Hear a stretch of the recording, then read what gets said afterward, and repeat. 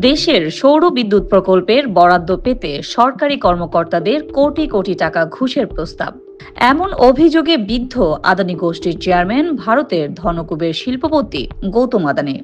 তবে এবারই প্রথম নয়, গত এক বছরে একাধিকবার গায়ে দুর্নীতির কালির ছিটে পড়েছে নরেন্দ্র মোদী, অমিত শাহের ঘনিষ্ঠ জন হিসেবে পরিচিত গুজরাটের এই ভূমিপুত্রের।